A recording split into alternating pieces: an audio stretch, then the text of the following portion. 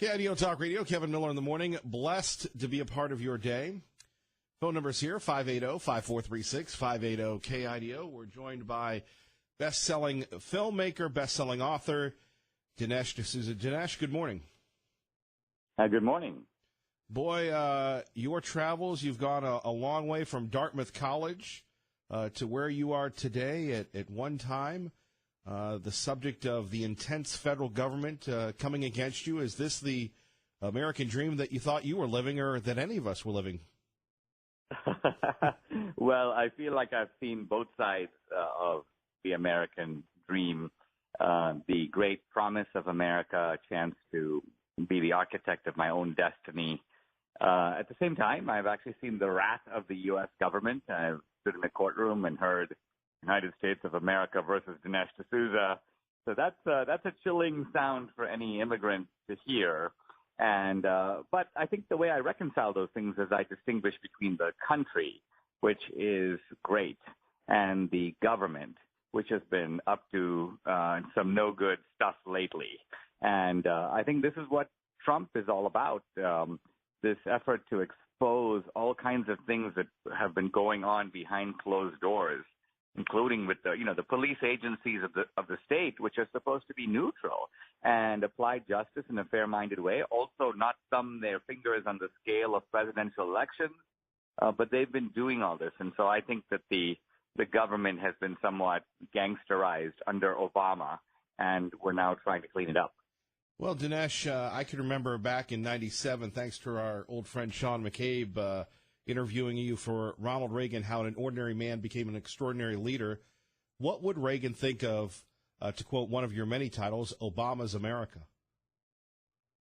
Well, Reagan came of an age in gentleman's politics, and by that I mean that he clashed with the Democrats, but there was a cordiality between the two. Reagan and Tip O'Neill, for example, were on opposite ends of the aisle ideologically, but you could conceive of them going out for a Guinness afterward. I don't know if they did, but they could have. And but that's not the America we live in now. Under Obama, you had this sort of turn, and the turn was one of looking at people who are critics not as well-meaning people who happen to think differently. I'm quite convinced that if Obama could have locked me up for 10 years on some pretext, he would have been delighted to do it, because there's a fundamental sort of thuggery that defines not just Obama, Hillary too.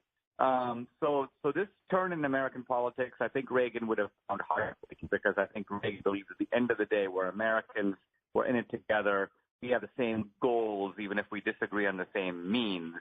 And so for people who sometimes say we want Reagan back now, I think Reagan would be a fish out of water in today's royal political climate. But, and this is why, by the way, in my new movie, Death of a Nation, I put the poster, I morphed the heads of Trump and Lincoln, because I'm not trying to compare the two men, but I'm trying to say that their situations are eerily similar. And if Lincoln were alive today, I think he would understand completely, because the waters, of course, were even more roiled in 1860. Dinesh, let me ask you about Obama and him targeting you, and what a brilliant movie among many, Obama's America. It opened so many eyes. People here have been raving about your new movie, but all of a sudden, here you are, a person practicing free speech, covering things, documenting things, and the full force of the federal government comes down on you. How did you react individually? How did you get through that? Well, the first thing to realize is that this was a political hit. Now, sometimes when I speak on campus, I'll say, well, it looks like Obama retaliated against me. And then inevitably some professor will say, well, Dinesh, don't be ridiculous. What makes you think he even saw or cares about your dumb movie and so on? And I go, well, the reason I think that he cared is because shortly after the movie appeared, vituperative attacks on me began to appear on a website called BarackObama.com. And so when the president is attacking you, you have a reason to suspect that he didn't like your movie. And literally weeks later, the FBI comes banging on my door. Now, it's important to realize that, it was eye-opening. Thought, look, all right, I did exceed the campaign finance law. It is a technical violation. I look around and I see other people who did this typically get community service, a modest fine. I realized in my case they were not doing that. They were literally going to try to convict me of a felony, like to lock me up for up to 2 years in federal prison. So I realized right away this was a coordinated political hit. And then I began to see the Justice Department and how these things operate, behind the scenes. So they come up to you and they go, you got to plead guilty to this and agree that you will take prison time if it's given to you. I'm like, why would I agree to that? I should get the same thing everybody else did who did this.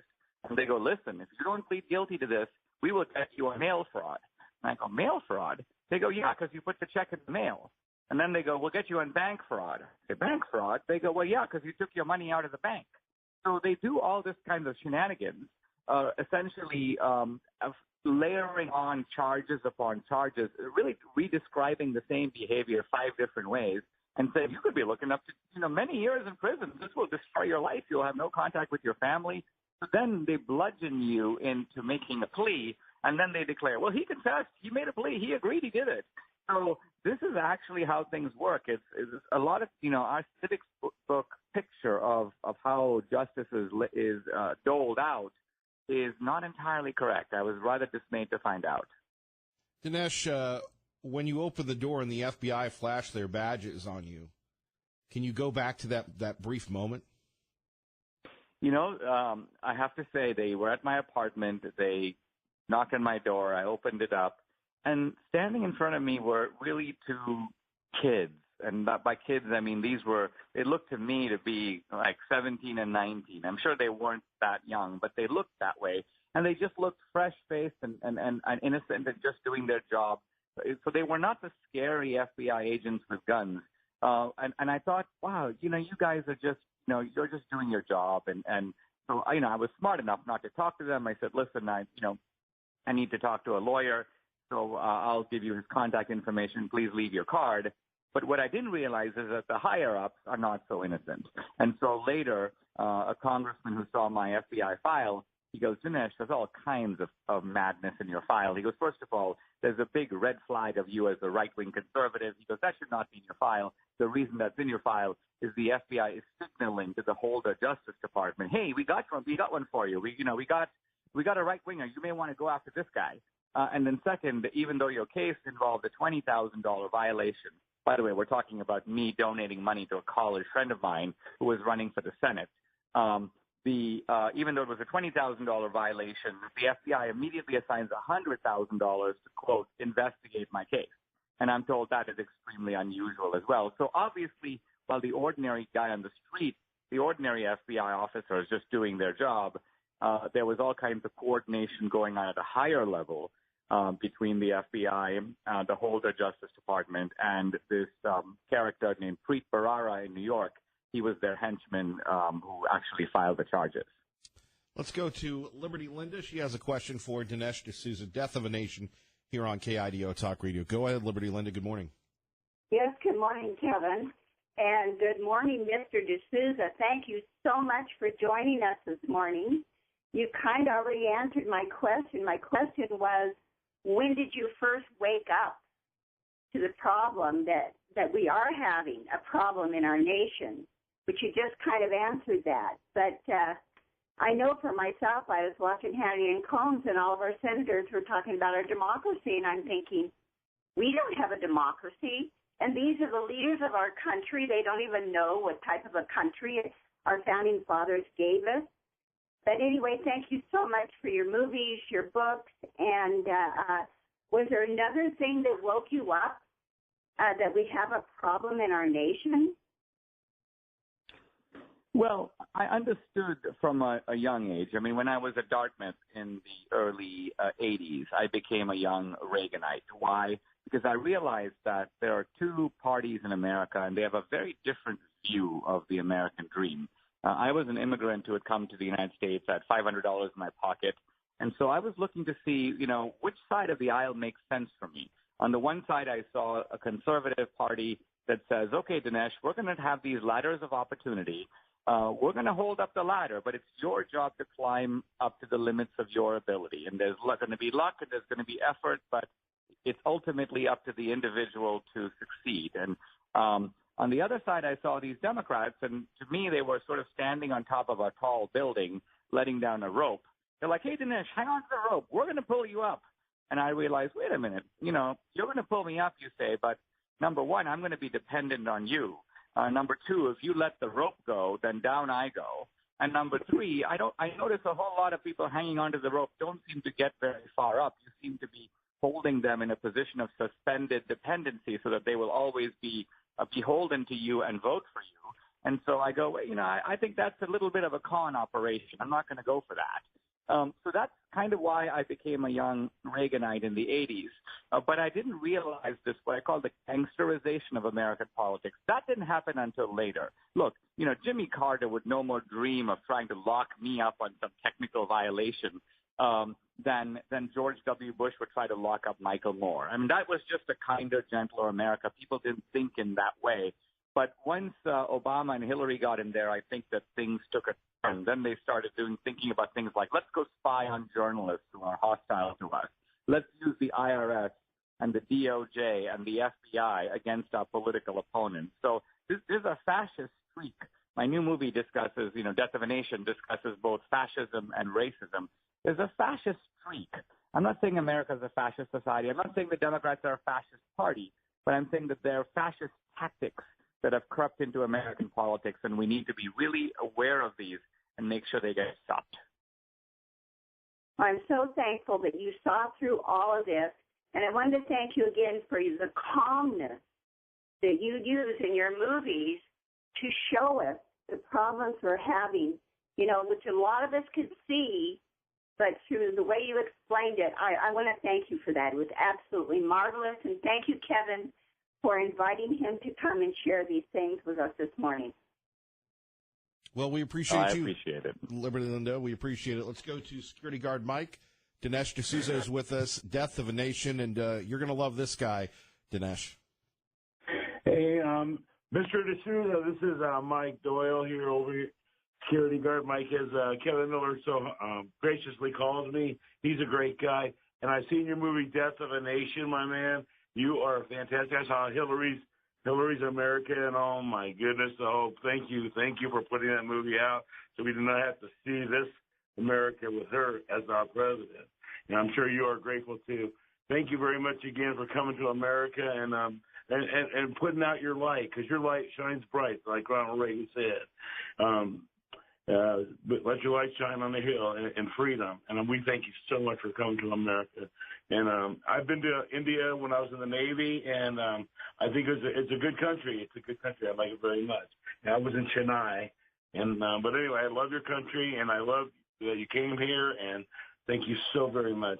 And your Death of a Nation movie is awesome. I love it when you go to those college campuses and you face down those kids that think they're all like, oh, I'm so smart and everything, and you enlighten them and make them smarter and make them more knowledgeable. Thank you so much. I just wanted to give you all that. Thank you, Dinesh, and you're an awesome guy. Well, I really appreciate it. A couple of thoughts jump to mind. I mean, one is that a lot of times we focus on fake news, and in other words, the way in which the media distorts the events of the day. In a lot of my work, I focus on fake history and fake scholarship and fake narratives. And what I mean by this is that you have to remember that the progressive left came to power in the 50s and 60s. That's when they began the domination of academia and the media and Hollywood. Hollywood used to be a different place before that. And so once these guys became powerful and took over, you might say, they began to spin the narrative. They began to look at inconvenient facts of history and say, look, let's not put that one in the textbooks. That's going to make us look bad. And so our history that we learn in school, in college, is doctored. It is manipulated. Important facts are left out. And so, for example, it's very common today for people to say, well, Trump is a fascist. The fascism is right-wing. In reality, as I show in the movie, there was a whole mutual admiration society going on between FDR and the New Dealers here in America and the fascists over in Europe. FDR was full of praise for Mussolini. Mussolini was praising FDR. The Nazi newspapers were praising the New Deal. All of this is undisputably in the record. And yet, here I am. I went to an Ivy League college. I've never heard of any of this. This was never in any textbook I read. It was never said by any professor. I've never seen it on the History Channel. I've never read it in Wikipedia. So what that means is that our narrative about America itself, a story of our own country, is a rigged narrative. It's rigged to make the progressives look good. It's rigged to do a kind of political hit on the conservative side. So my work is devoted to unmasking this scam. And the reason I do it in movies and books, the book sort of lays out the intellectual argument, and my book is now in stores, Death of a Nation, and the movie is an emotional narrative that allows you to actually see it on the screen. All right, Security Guard Mike, thank you very much. Dinesh, please stand by. We have you for the hour. We appreciate it. We're going to be sharing this on our sister stations with our Idaho Insights program. More with our great friend Dinesh D'Souza next. You're listening to Kevin Miller on KIDO Talk Radio. Blessed to be a part of your day. Dinesh D'Souza joining us here in Idaho. More of your phone calls in a minute. Dinesh, Death of a Nation, how did you go from writing books and researching to jumping into documentary films?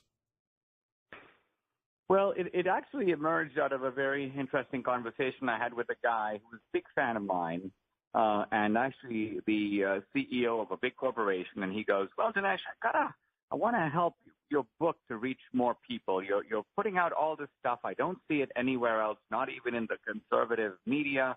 It's really powerful. It can really inspire our side. How do we get your books out to more people?" And I told him, I said, well, there's a limited number of people in the country who buy a hardcover book. That's the sort of intellectual class, and it's a fairly large group of people, but it doesn't probably exceed 1 million people. If you want my message to reach 5 million people, we need to make a movie. I remembered, of course, that Michael Moore had made Fahrenheit 9/11. Not exactly my model, because it's a clever but buffoonish type of movie. The intellectual content is totally zero. But nevertheless, I remember he dropped it in the middle of the 2004 campaign. It made a huge splash. And I told him, I wonder if I should try my hand at a documentary film. Puts these ideas onto the big screen. And so then he said, oh, okay, go. And it ended up it would cost a couple $1 million. So he put up $100,000, and he said, listen, go find the guys who will do the same, and then you can make a movie. So I did. That was my, this movie, Destination, DestinationMovie.com is the website. If you plug in your zip code, it'll tell you where the movie's playing. The book is in the bookstores now. So this is movie number 4, and I'm very proud of them all. Let's go to the phones for Dinesh D'Souza on KIDO Talk Radio. Tea Party Bob joins us now, publisher of the Gem State Patriot, gemstatepatriot.com. Good morning, sir. You're on with Dinesh D'Souza. Good morning. Good morning, gentlemen. How are you this morning? Good. Dinesh, I would like to thank you for all you've done to open the eyes of the American public with your movies and with the sacrifice you made being persecuted during the Obama administration. But you just addressed one of the problems of progressive liberalism that we've been dealing with in our education system. I've maintained that this has been one of the primary problems for some time in the changing of America. But would you also agree that the breakdown of the family unit and the breakdown of religious beliefs are also a big reason for the change we're seeing today? Yes, I would. And fingers on the 3. If we're looking at the tripod, problems, of the stool, if you will, now damaged, if not broken, we would do for spiritual breakdown. Number 2, the breakdown of the family, which comes out of number 1, and then number 3, a breakdown of education, which is to say the transmission of virtues and values from one generation to the next. I mean, look, one of the reasons that young people today are sympathetic to socialism, it's not that they're bad people and they just have learned to love dependency. It's not that. What it is that they have been told a false narrative by their professors, and they are only getting one side of the story. A generation ago, when I was a student in college, the left was dominant, but we still had both sides that were heard. I could have named a half dozen conservative professors at Dartmouth. I could have named off the top of my head more at Harvard at the time. Today, I'm hard-pressed to name one. And what that means is that these colleges have cleaned out their opposition. and they are virtual monopolies and therefore propaganda factories. So this is a very serious problem, and I think long term, without renovating the culture, it's difficult to fix politics. Politics is actually one corner of the battlefield. A lot of Republicans are focusing just on the election. We've got to get Trump reelected. We've got to win the midterms. Yes, we do. But what about the media? What about academia? What about the whole entertainment industry? We cannot let these places be just monopolistic outposts of the left. Thank you very much. All right, Tea Party Bob, thank you. More with Dinesh D'Souza coming up. Phone number is 580-5436, 580-KIDO. We're getting a lot of rave reviews for his movie Death of a Nation. If you have a question about the movie, Dinesh will be more than happy to talk to you about that. And interesting hearing the funding for the movie and how these things happen. More with Dinesh coming up next on KIDO Talk Radio. Let's get you to work safely and on time. Good morning, Dave. Blessed to be a part of your day. Kevin Miller on 107.5 FM, 580 AM. Filmmaker, bestseller, communicator, conservative, Dinesh D'Souza joining us now. Dinesh, what's the difference between Death of a Nation and your other movies? Well, the first movie was kind of an expose of Obama. The second one, called America, a defense of rational patriotism. The movie Hillary's America, which came out in 2016, kind of an expose of Hillary, but also the racist history of the Democratic Party. One question I didn't answer in that movie is, where is the racism today? That question is answered in the new movie, Death of a Nation. And then also I take up the theme of fascism. Why? Because since Trump's election, the charge of fascist has been thrown around at Trump, and it's thrown around for a very particular reason. See, the Democrats don't want to accept the result of a lawful election. So how do they cancel an election result? I mean, one way is, okay, let's trot out Stormy Daniels and hope that there's a sex scandal that sticks. The other is, let's try to get him on Russia collusion or some form of obstruction of justice. And the third leg is, let's make the accusation that Trump is kind of like Hitler circa 1933. Why? Because if we lived in Nazi Germany in 1933, I think we would agree that even if Hitler were democratically elected, we would be justified in mounting a resistance to get rid of him by any means necessary, because, of course, we know what would have come later. And so the Democrats need these kinds of explosive accusations in order to justify all the sort of extreme conduct that they're engaging in. I mean, Antifa thugs disrupting the inauguration, smashing windows, burning cars, rioting in cities, throwing speakers off the campus. I mean, how do you justify this kind of madness in a democratic society? Answer, you claim that the guy who's elected is kind of like early Hitler. Dinesh, before we get back to the calls, who was worse, Obama or Hillary? Well, this is actually literally like choosing between the Gambinos and the Corleones. I mean, this is a difficult question. Because I think you can see that they were literally, waltzing in step. I mean, Hillary, I think, was a little bit more of a kind of organized crime figure. And by that, I mean the whole notion of renting out American foreign policy to the highest bidder, fraternizing with Russian oligarchs, approving uranium deals that result in the sale of valuable American precious metals to essentially the Russian government. I mean, talk about collusion. Well, Obama colludes in his own way. Remember the little video? He's telling the Russian President Medvedev, hey, listen, you go talk to Vladimir. I can't make a deal with you now, but I'll give you what you want after I'm reelected. Once the American people are safely out of sight, that's when we're going to make it. So talk about blatant, caught-on-camera collusion. Trump has done nothing like this. And so what you're really seeing here is not just that you got two kind of gangster figures at work, but you've got an American media that actually knows this and is covering for the gangsters. So you see our problem is bigger than politics. It involves the collusion of the American media with these corrupt figures in American public life. Let's go back to the phones. Our great friend Dinesh D'Souza joining us. We go to Liberal Steve on KIDO Talk Radio with Dinesh D'Souza. Good morning, Liberal Steve. What a wonderful show today, Miller. Glad you approve. I got a question for your guest, author, documentary maker. It was a documentary, not a movie, correct? Yes, it's a documentary. Sometimes some people call it a docudrama because it recreates history and so on. But yes, it's nonfiction. Okay. I plan to see it, even though the critics, every critic said it was terrible. But I wanted to know, did you help Ronald Reagan make policy in 1987, 1988? Well, I was a low man on the totem pole. I worked in the domestic policy office at the time in the old executive office building at the White House. So I was a policy analyst, but I wouldn't dream of saying I made policies together with Reagan. I got to stand in the back of the room and watch the senior staff deal with Reagan. I took notes, so I got to observe the process. But like I say, I was in my 20s, and I was just learning.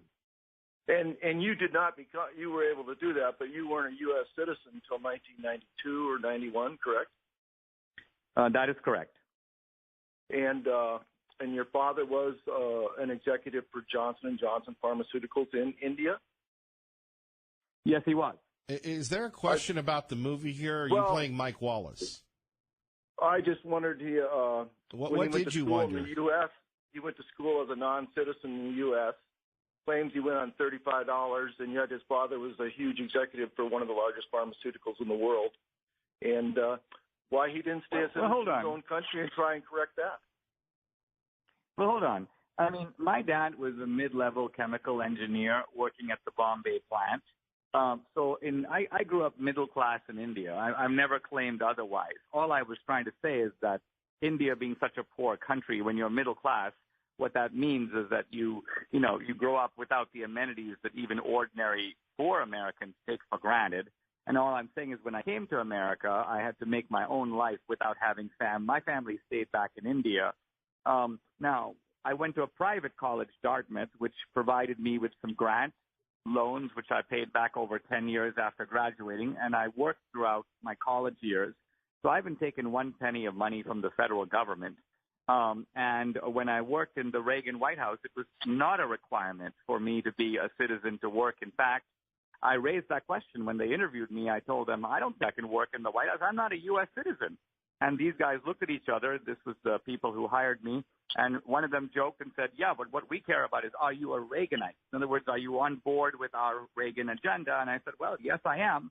And so I was hired. Now, of course, at that time, I had a green card. I had permission to work, and my application for citizenship was in. It takes 5 years for a green card holder to naturalize and become a U.S. citizen. So I became a U.S. citizen in 1991, really right after the Reagan years. And so there's nothing sinister about this at all. My story is no different from the stories of millions of immigrants who come to America for a better life. All right, Liberal Steve, thank you for the call. Dinesh, how do you see, since you have family in India, how do you see India emerging, especially, you have the rise of the global powers of China? India has always, seemed like a fertile territory for republic, for democracy, for the good things going on, and you have Russia looming over there. How do you see that? Can you give us any perspective on what you see in the future for India? Well, India is an up-and-coming country, and it has been growing pretty rapidly. Now, not as rapidly as China. China has become really a global economic and, I would say, military giant. And India has been chasing behind, but nevertheless, India is much more prosperous than it was when I grew up there. When I grew up there, you had a very tiny affluent class. You had a modest middle class, and then a gigantic poor class. And what's happened now is that the middle class has become big. I mean, it now numbers well over 100 million people. So to see people who were previously really poor, lacking even basic amenities, I mean, living like Slumdog Millionaire, now essentially live in an apartment and perhaps be able to make a down payment on a car. I mean, that is just wonderful for me to see. What I find strange, and this is particularly true like under Obama, is when you have a powerful country like China that I think long-term poses very serious, at least competitive, if not military threats to America, you think the United States would try to ally with countries like India, Korea, and Japan to check the growing power of China. But under Obama, there was a complete indifference to doing any of this. In fact, there was an indifference to promoting American interests in any way. And Obama at the same time was unilaterally scaling down America's nuclear arsenal while other countries were not doing it. So Obama kept saying, I dream of a world without nuclear weapons. But of course, the only nuclear weapons that he could get rid of were his own country's nuclear weapons. And he was doing this systematically. So I began to see all this, and I thought, well, how strange this is to have a leader who's elected to protect the interests of his own country acting in a way that is openly destructive of those interests and not taking the commonsensical steps that you would expect him to take to strengthen America's position in the world. All of this, filled me with a sense of wonder and a little bit of dismay, and some of my political investigations are based upon trying to figure out what's going on here. We go back to the phones. Lori in Boise for Dinesh D'Souza on KIDO Talk Radio, speaking about Death of a Nation. Lori, please go ahead. Oh, hello. Welcome, Dinesh, and thank you for coming on with Kevin, and appreciate you both. I saw the movie, and I really enjoyed it. It was very eye-opening as to the clips and how, like where you would stand on the plazas where these Nazi filled with hundreds of thousands of Nazis, and it was empty then, and it would open up as if, you were standing there looking at this blank plaza, and then it would open up that clip. It was so chilling. And so I really appreciate this hatred of totalitarianism. And I feel like the young people, we need to get some movies and short things and things out on YouTube and so on to illustrate to these people what socialism will lead to, and really grip them because they're emotional in that, and to counter this Antifa and so on. And so I'm hoping for more of that to come forth, especially as these elections are happening. And one comment I want to make is that it was very enlightening as to the roots of racism and so on in the Democrat Party. And I felt like there was a saying, well, the Democrats are bad and the Republicans are good. And I'm a Republican. I'm a Trump supporter. But I have a lot of issues with the Republican Party and some of the members who have really fomented. At the end of the movie, you say they're the plantation owners. We're on the plantation. These entrenched politicians and the deep state are the plantation. And at some point, there's so many disenchanted Democrats too, and I'm really hoping for the rise of a party that's a Constitution party, an American party that will reinstate some of the values of America. And so I don't think Republicans are all good. The Republican Party is all good because there's a lot of good Democrats that are totally dismayed with the direction of the party and so on. And I want to say, too, that I've been to India twice. I have friends here in Boise that are really dear friends, and a lot of Indians work at Micron and so on. And so I've been to an Indian wedding, and my family used to live in India. So I love India, and I'm hoping, and I really appreciate the direction it goes for persevering, and okay, Lori, so back to do you have a question about the movie, or is that it? Well, it was my comment. Okay. And we'll let Dinesh comment on that. Yeah, comment on that. Yeah, thank you. Okay, thank you, Lori. Have a good day. Dinesh, your thoughts? Yes, I mean, she's referring to a very to a sort of cinematic technique we use in the movie, which is I'll be standing at a huge stadium in Munich, and you see me standing solitary, and it's in the winter, so it's kind of bleak. And then my picture fades out, and you begin to realize that was the exact stage of a gigantic Nuremberg rally that was organized by the Nazi Party. So then you begin to see hundreds of thousands of people in that same stadium in that exact location cheering for young, Hitler at the early part of his rise. Now, why are we doing all this? The reason we're doing all this is to actually capture what early Nazism was all about. Well, we think of Nazism today as, the Holocaust, the gas chambers, but of course lots of people voted for the Nazi Party in 1933. It was the largest political party elected in Germany. And so I put up on the screen the Nazi 25-point platform, because the question we're investigating is Nazism on the left or on the right? And so we begin to look down the platform, and here we go.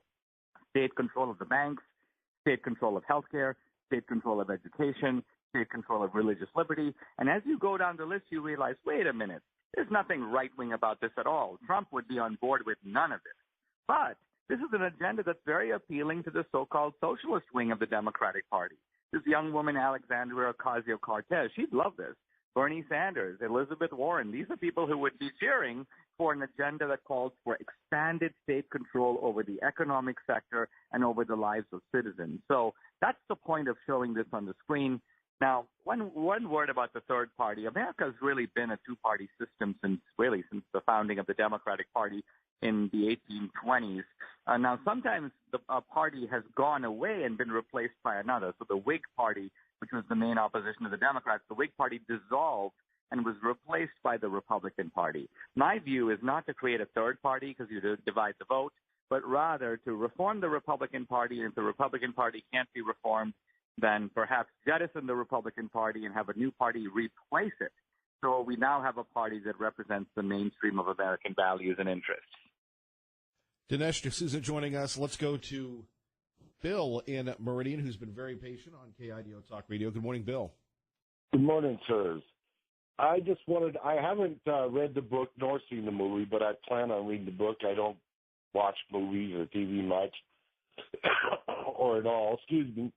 But what I wanted to bring up was a couple points of maybe it should be called Death of the Nations, because we're just one apple on a tree, and it seems like we're the bright, shiny one they want to get. But we see Death of Nations all around us, and I think this is an infiltration that's been going on for a long, long time, for 100 years, but or better maybe. I just wanted your opinion, and being like England, what's going on in England, and it has ties to India and what's going on there, and there's two different aspects in those nations, the Brexit and everything. I was just wanting your opinion on, China back in World War II and the communist movement, the sellouts, the infiltration on both sides of the party. And even I remember back in the hippie days, there was a communist movement underground in the drugs, the yippie or the whatever that, and I heard things about people being trained in Cuba and stuff. I think this is an ongoing thing, and the enemy's not stupid. They might be ignorant, but I don't think they're stupid. And I would like your what you think on that, and I'll hang up and listen on the radio. All right, Bill. Thank you very much, sir. Thank you, Bill. I have two thoughts. One is that the fascist and the communist movements were really sister movements on the same side of the political aisle. We are blinded to this because the fascists and the communists fought against each other in World War II. But that is misleading because sometimes ideologies that are very close do fight very viciously. I mean, look at the Shia and the Sunni in the Middle East. They're both inside the House of Islam. Their belief system is in agreement 95%, and yet they've been fighting for centuries.